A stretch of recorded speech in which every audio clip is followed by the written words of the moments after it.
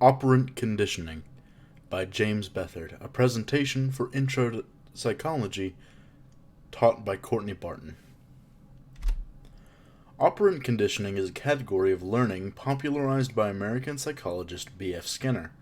Unlike its Russian cousin, classical conditioning, operant conditioning requires the operator to input an action or behavior and learn from the output.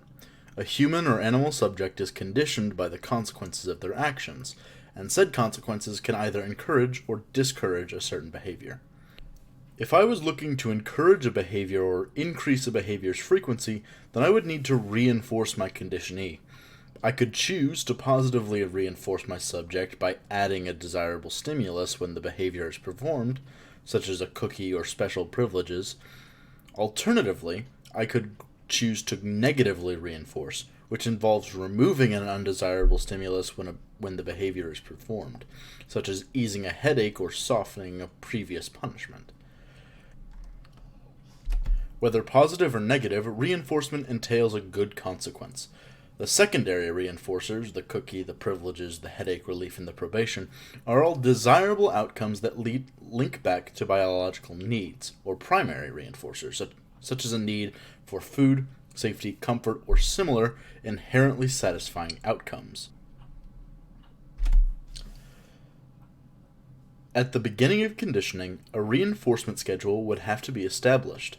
A continuous reinforcement schedule entails that the behavior is reinforced every time that it is performed.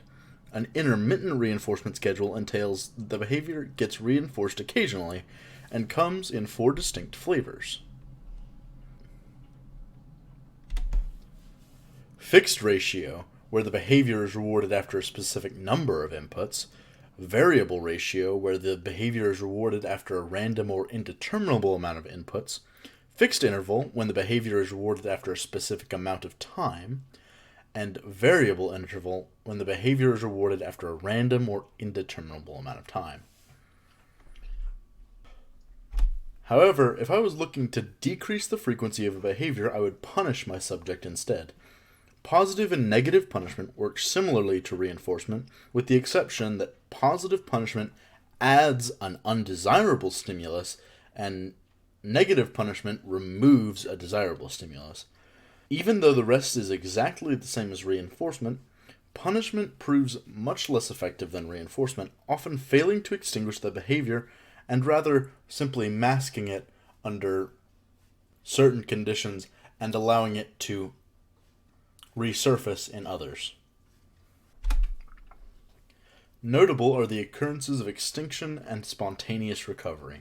Extinction occurs when the conditioning goes unused or unreinforced. Conditioned behaviors slowly fade over time until the subject returns to a state as if they were never conditioned. Spontaneous recovery occurs when the conditioning resumes and the subject rapidly returns to a conditioned state, even after a total extinction event. I do hope I concisely summarized operant conditioning, and I would like to thank you for your time.